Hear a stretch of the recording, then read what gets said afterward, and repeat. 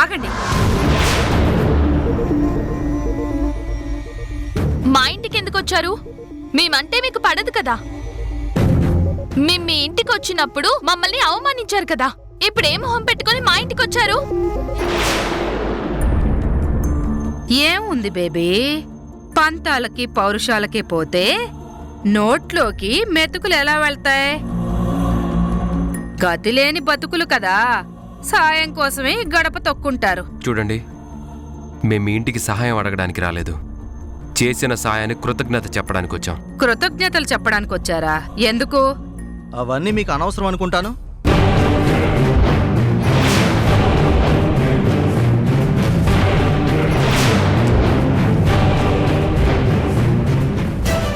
ఈ జిల్లా కలెక్టర్గా నేను చాలా చేస్తూ ఉంటాను. అవన్నీ ఇంట్లో చెప్పక్కర్లేదనుకుంటా.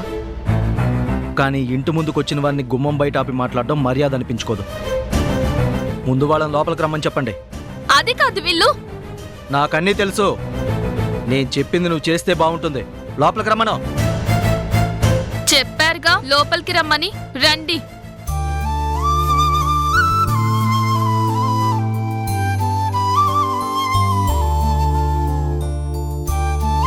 రండి, కూర్చోండి.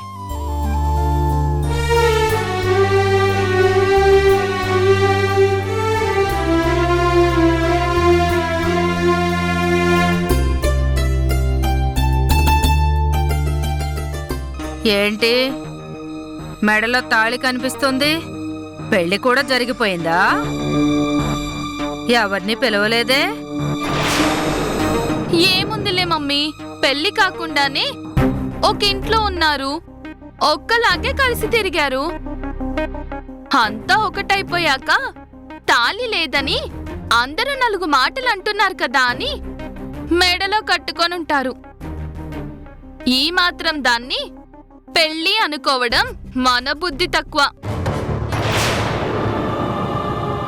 ఎవరి వ్యక్తిగత విషయాలు వాళ్ళకే తెలుస్తాయి. ఇంకొకరి విషయాల్లో తలదొర్చటం, వాళ్ళని తక్కువ చేసి మాట్లాడడం అంత మంచిది కాదు.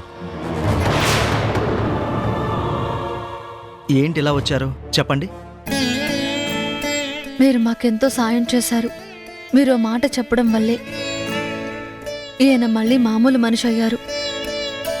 డాక్టర్ గారు ఆపరేషన్ చేశారు. ఇంకా లేవలేరనుకున్న నా భర్త మళ్ళీ నడిచే స్థాయికి వచ్చారు. అందుకే మీకు కృతజ్ఞతలు చెప్పుకోవడానికి వచ్చాము. మాకెవరూ సహాయం చేయరు, ఇంకా ఏమీ చేయలేమనుకున్న పరిస్థితుల్లో మీరు పెద్ద మనసు చేసుకొని ముందుకొచ్చారు. ఒక హోదాలో ఉన్న మీరు చెప్తే మీ మాట విని ఆపరేషన్ చేశారు. మేలు చేసిన వాళ్ళకి కనీసం కృతజ్ఞతలు చెప్పుకోవడం మా ధర్మం కదా. అందుకే మీకు థ్యాంక్స్ చెప్దామని వచ్చాం. మీ ఇంటికి రావడం తప్పైతే మమ్మల్ని క్షమించండి. అదేం లేదండి, ఈ జిల్లాలో ఎవరికి ఏ సమస్య వచ్చినా చూసుకోవాల్సిన బాధ్యత నాదే. నాకు ఈ ఉద్యోగం వచ్చినప్పుడు ఒక మంచి వ్యక్తి నాకు మంచి మాట చెప్పింది. అధికారం అనేది భోగాలు అనుభవించడం కోసం కాదు, ప్రజలకు సేవ చేయడం కోసమే అని ఆ గొప్ప వ్యక్తి చెప్పింది. ఆ మాటలు నేను ఇప్పటికీ గుర్తుపెట్టుకున్నాను, ఇప్పటికీ ఆచరిస్తూనే ఉన్నాను. తమ్ముడు, నేను చెప్పిన మాట నువ్వు గుర్తుపెట్టుకున్నాను అని ఈరోజు నాకు చెప్తూ ఉంటే చాలా ఆనందంగా ఉంది. సరే కలెక్టర్ గారు, మేం బయలుదేరుతాము. రండి. ఒక్క నిమిషం సుష్మా, తొలిసారి మన ఇంటికి ఆడబడుచొచ్చింది, అందులోనూ పెళ్లి చేసుకుని వచ్చారు. అందుకే బొట్టు పెట్టి చీర పెట్టు. వెళ్ళు సుష్మా. ఇప్పుడు ఇవన్నీ ఎందుకండి? మేము మిమ్మల్ని కలవడానికి వచ్చాము. మీరు కలవడానికి వచ్చిన ఇంటి ఆడపిల్లగా వచ్చారు. ఆడపిల్లకి బొట్టు పెట్టి బట్టలు పెట్టి పంపించడం సాంప్రదాయం. సుష్మా, నువ్వు వెళ్ళి తీసుకురా. వెళ్ళు.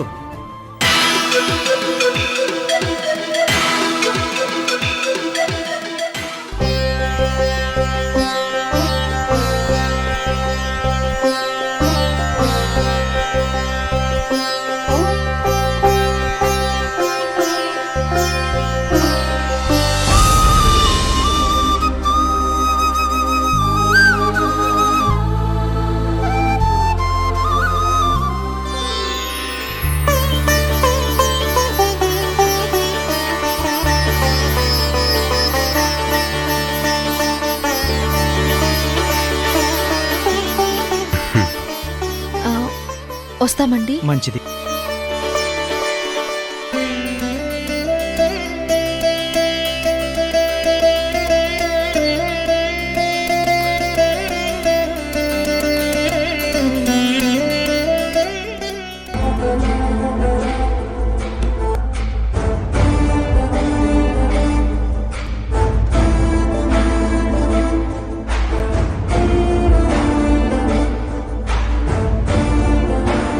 The meeting is over. నమస్తే. నమస్కారం శంకర్ ప్రసాద్ గారు. నమస్కారం అండి. నమస్తే. చాలా రోజుల తర్వాత వచ్చారు. నా కుటుంబం ఉంది, బాధ్యతలున్నాయి. నా ఇంటిని, నా వాళ్ళని నేను చూసుకోవాలి. నేనెవరూ లేని ఏకాకిని కాదు కదా ఎప్పుడైనా ఎక్కడైనా కనిపించడానికి. ఒంటరిగా మిగిలిపోయిన వాళ్ళు మనుషుల కోసం వెతుక్కుంటూ వస్తారు. నా వాళ్ళ కోసం నేను ఎక్కువ టైం కేటాయిస్తాను. నా మనవరాలు సమంత నాకు షష్ఠి పూర్తి చేస్తుంది. మీరందరూ తప్పకుండా రావాలి. కంగ్రాచులేషన్స్. నువ్వు చాలా అదృష్టవంతుడివి. మనవరాలు నీ దగ్గరే ఉండి నీకు షష్ఠి పూర్తి చేస్తుంది. నా స్నేహితుడి షష్ఠి పూర్తి అవుతున్నందుకు నాకు చాలా ఆనందంగా ఉంది. మన చిన్ననాటి జ్ఞాపకాలు ఇంకా మనతోనే ఉన్నాయి. అప్పుడే నీకు షష్ఠి పూర్తి అవుతుంది. నువ్వు పూర్ణ చాలా అదృష్టవంతులురా. ఏంటి ఇంకా నేను నీ స్నేహితుణ్ణి అన్నట్టు మాటలు కలుపుతున్నావు? నేనే నీతో మాట్లాడడానికి, నిన్ను ఆహ్వానించడానికి రాలేదు. ఈ ఛాంబర్లో నీకెంత విలువుందో నాకు నీకన్నా కొంచెం ఎక్కువ విలువుంది. అందుకే వీళ్ళందరినీ పిలవడానికి వచ్చాను. పూర్ణ ఎప్పటికీ అదృష్టవంతురాలే. ఎందుకంటే స్వార్థం అంటే తెలియని భర్తను నేను దొరికాను. కానీ జానకి దురదృష్టవంతురాలు. బయటికి మంచిగా నటిస్తూ మనుషుల్ని ముంచేసే నీలాంటి వాడు భర్తగా దొరికాడు. అందుకే ఆ పుణ్యాత్మురాలు నిన్ను వదిలి పుణ్యలోకాలకు వెళ్ళిపోయింది. నిన్ను ఒంటరిని చేసింది. ఈ ఒంటరి బతుకుతూ కూడా ఇంకా నువ్వు కుట్రలే చేస్తున్నావు. చూడండి శంకర ప్రసాద్ గారు, సూర్యం గారి మీద మీకెందుకెంత కోపం పెరుగుతుందో మాకు అర్థం కావడం లేదు. ఆయన మంచి అందరికీ కనిపిస్తుంది. స్నేహితుడైన మీకు కనిపించకపోవడం మా అందరికీ చాలా బాధగా ఉంది. తను మీకు జీతం ఇస్తున్నాడు కాబట్టి పని చేయండి, అచ్చాలు. ఇలా పని కట్టుకుని భజన చేయకండి. ప్రెసిడెంట్ గారు, మీరు మన సభ్యులందరూ మా షష్ఠి పూర్తి ఫంక్షన్కి రావాలి. లంచ్ అండ్ డిన్నర్ కూడా అక్కడే ఉంది. మీరందరూ మిస్ అవ్వకుండా అందరూ తప్పకుండా రావాలి.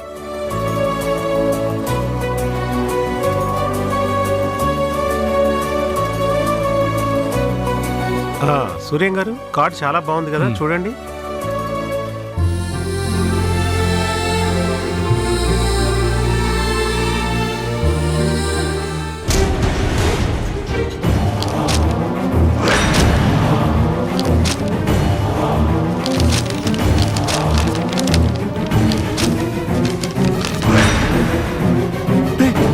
ఏంట్రా ఇది?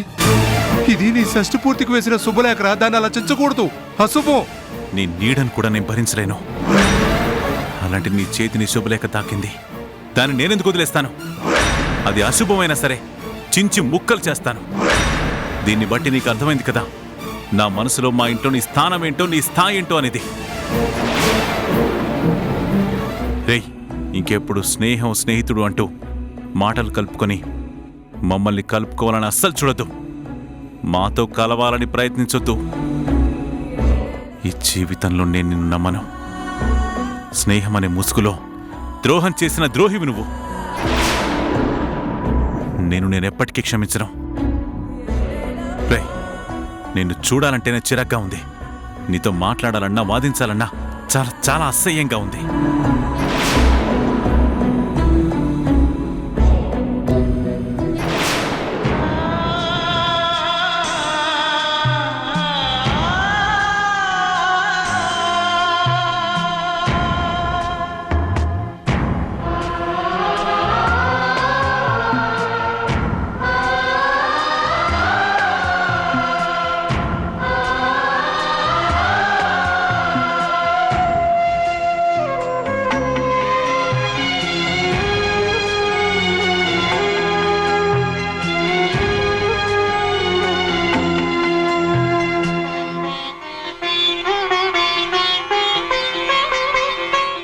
ఏమిటి సార్ ఇది?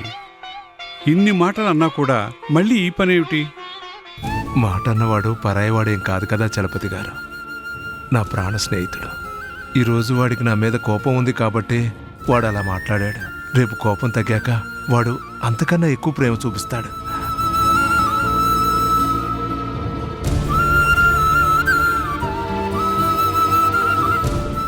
అయినా స్నేహితుడు అపార్థం చేసుకున్నాడని స్నేహాన్ని వదిలేయలేం కదండి. జగము మారిన యుగము మారిన చెరిమి చెరిగిపోదు మీ బతుకే స్నేహం కోసం మీ త్యాగం స్నేహం కోసం. ఛ! ఈ తాళిబొట్టు ఏంటి చాలా చిరాగ్గా అనిపిస్తుంది. ఈ తాళిబొట్టు వల్ల నా మెళ్ళో ఈ నెక్లెస్ అందమే పోతుంది. ఇది నా మెళ్ళో అందంగా కనబడాలంటే ఈ తాళిబొట్టు ఉండకూడదు.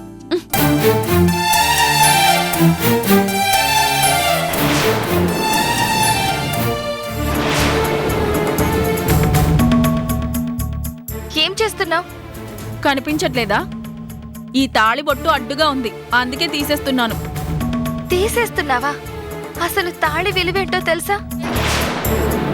అది నీ మెడలో ఉన్నంత వరకే నీకీ సమాజం గౌరవం ఇస్తుంది. ఈ సమాజంలో నీకంటూ ఒక విలువ ఉంటుంది. వంశీ నీ వాడని చెప్పడానికున్న ఏకైక ఆధారం ఈ తాళి. ఒక్కసారి మెడలో తాళి పడితే మట్టిలో కలిసిపోయే వరకు దీన్ని తీయకూడదు. పర్వాలేదే, నీ మెళ్ళో తాళి లేకపోయినా తాళి గురించి చాలా బాగా చెప్తున్నావు. ఏముంది సమంత, పాపం వంశీ తన మెడలో తాళి కడతాడని ఎంతో ఎదురుచూసింది. ప్రేమించాడు కదా, పెళ్లి చేసుకోకుండా ఎక్కడికి పోతాడని పాపం ఎన్నో కలలు కంది.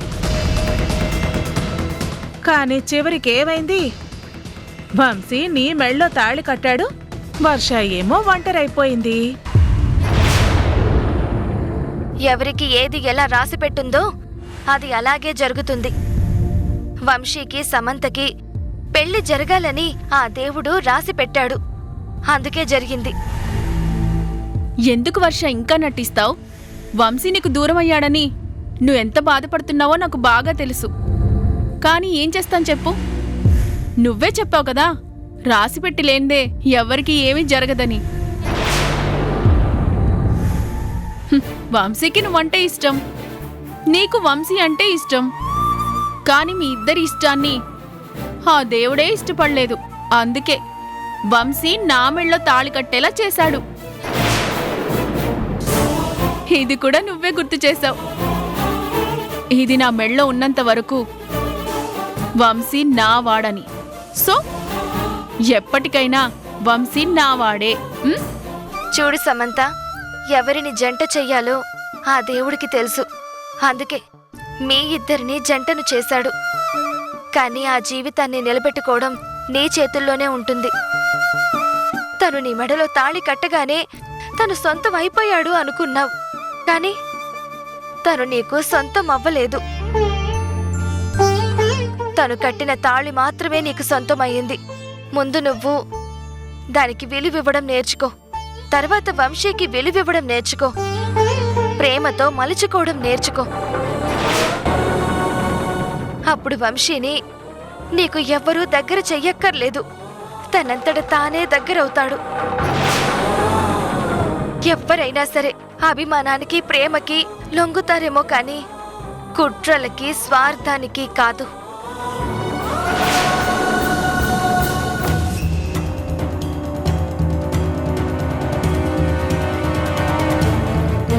చూసావా సమంత, అది ఎంత పొగరుగా సమాధానం చెప్పిందో. ఇలాంటి వారిని చేరదీయటం చాలా తప్పు. దాన్నెక్కడుంచాలో అక్కడే ఉంచాలి. గ్రానీ, వర్ష ఎంత బాధపడుతుంటే నాకంత ఆనందంగా ఉంటుంది. తను వంశీని వదులుకోవాలని తన నోటితోనే చెప్తూ ఉంటే నాకు వినడానికి మరింత బాగుంటుంది. చివరికి నన్ను వంశీని కలిపి అది కుల్లి కుల్లి ఏడుస్తూ వెళ్ళిపోవాలి. అది జరిగే వరకు వర్ష ఈ ఇంటి నుంచి ఎక్కడికి వెళ్ళలేదు. ఛ! ఈ వర్షాన్ని ఇంట్లో నుంచి పంపించడానికి నేను ఎన్ని ప్రయత్నాలు చేస్తున్నా ఈ సమంత మాత్రం పని జరగనివ్వటం లేదు. ఏం చేయాలో అర్థం కావటం లేదు. అమ్మా చూసావా, నేను తమ్ముడింటికి వెళ్తే నన్ను ఎంత సాదరంగా ఆదరించాడో. ఇంటి ఆడపిల్ల వచ్చింది, తనకు చీర పెట్టు అని సుష్మాకి చెప్పాడమ్మా.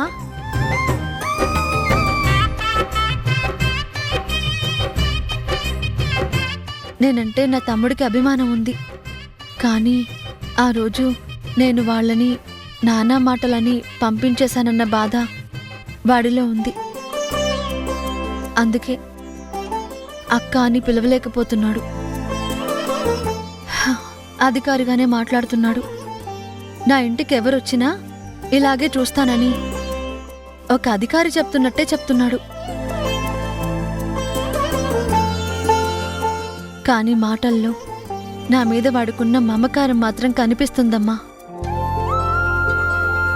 మేము వెళ్ళినప్పుడు ఆ సుష్మా సురేఖ తిట్టుకున్నారు.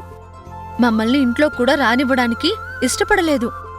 అప్పుడు గోపి వచ్చి ఇంటికొచ్చిన వాళ్ళని సాదరంగా పిలవాలని వాళ్ళని తిట్టి మమ్మల్ని లోపలికి పిలిచాడు. అవునండి, గోపి బయటపడటం లేదు, కానీ తన మనసులో రాణి అంటే ఎంత ఇష్టం ఉందో తన ప్రవర్తనలో తెలుస్తుంది. అంత అభిమానిస్తున్నవాడు అక్క అని ఎందుకు పిలవలేకపోతున్నాడో అది మాత్రం నాకు అర్థం కావడం లేదు. ఏముంది బాబు, ఆ ఇంట్లో ఉన్నాయి కదా 2 పందికొక్కులు. పొరపాటున గోపి అక్క అని వరుస కలిపాడే అనుకో, తర్వాత వాణ్ణి వాళ్ళు బతకనిస్తారా? ఎంత గొడవ పడతారో మనకు తెలుసు కదా.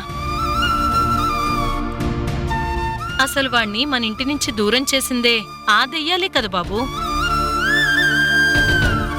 ఇప్పుడు మళ్ళీ కలుపుకుంటాను అంటే వాళ్ళు ఊరుకుంటారా? అందుకే వాళ్ళకి దడిసి మమకారాన్ని మనసులోనే దాచుకుంటున్నాడు. గోపికి నువ్వంటే ఇష్టం. తను ఎలాంటి వాడైనా సరే భార్య మాటని జవదాట్లేడు కదా. అయినా సరే నువ్వు వెళ్ళినప్పుడు ఆదరించాడు అంటేనే మమకారం ఎంత ఉందో అర్థమవుతుంది. ఇన్నాళ్ళు తమ్ముడు దూరం అయిపోయాడని నువ్వే ఎంతో బాధపడ్డావు. ఇప్పుడు తెలిసింది కదా దూరంగా ఉన్నా ప్రేమగానే ఉంటున్నాడని. ఈ విషయంలో నువ్వు ఆనందించాలమ్మా. ఖచ్చితంగా ఏదో ఒకరోజు మళ్ళీ మీరందరూ కలుస్తారు. కలవాలనే ఉందత్తయ్య. తమ్ముడు చెల్లి ఇంట్లో ఉన్నప్పుడు ఎంత కష్టమైనా ఆనందమే ఉండేది. ఎన్ని కష్టాలు పడినా నా కోసం వీళ్ళున్నారన్న ధైర్యం ఉండేది. వాళ్ళు నాకు దూరం అయిపోయిన తర్వాత మీరందరూ ఉన్నా సరే వాళ్ళు లేని లోటు మాత్రం తెలుస్తోంది. మళ్ళీ నా తమ్ముడు నా చెల్లి అందరం ఒకే ఇంట్లో ఉండే రోజు ఎప్పుడెప్పుడు వస్తుందా అని ఎదురు చూస్తున్నాను. అమ్మా, ఇది నా తమ్ముడు పెట్టిన చీర కాబట్టి వెంటనే దీన్ని కుట్టించుకుని నేను కట్టుకోవాలి. ఇప్పుడెందుకులేమ్మా, తర్వాత కుట్టించుకుందుగానే. ఆహా లేదమ్మా, ఇంటి ఆడపడుచొచ్చిందని తన భార్యకి ఇష్టం లేదని తెలిసినా సరే నాకు చీర పెట్టి నన్ను గౌరవించాడు.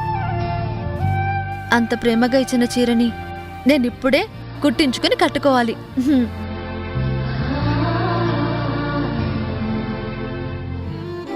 గోపి ఎప్పుడో మారిపోయాడక్క. ఇప్పుడు నీకోసం ఆలోచిస్తున్నాడు. ఈ ఇంటికి వచ్చేయాలని ఎంతగానో ఎదురు చూస్తున్నాడు. కానీ భార్యను వదిలేసి వస్తే నువ్వు రానివ్వవని భయపడుతున్నాడు.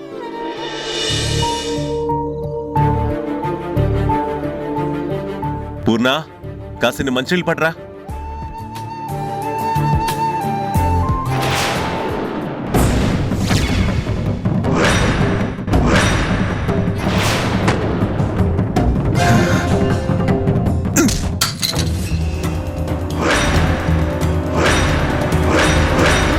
నువ్విక్కడున్నావేంటి?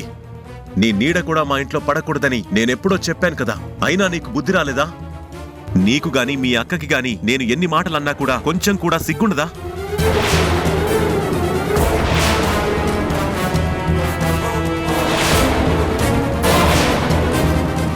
మేం వద్దు అని మీ మొహం మీద ఎన్నిసార్లు చెప్పినా మీరు వినిపించుకోరా? నా ఇంట్లో నిలబడి నాకే మంచినీళ్ళు ఇచ్చావంటే ఎంత ధైర్యం నీకు? అసలు నిన్ను లోపలికి ఎవరు రానిచ్చారు?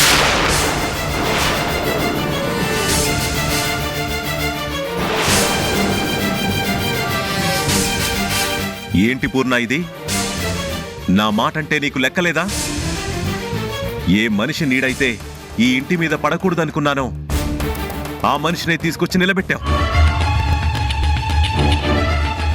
అసలు ఇలాంటి వాళ్ళని రానివ్వడానికి నీకెంత ధైర్యం పూర్ణ? హే, ఇప్పుడే దీన్ని మెడపట్టుకుని బయటికెట్టే.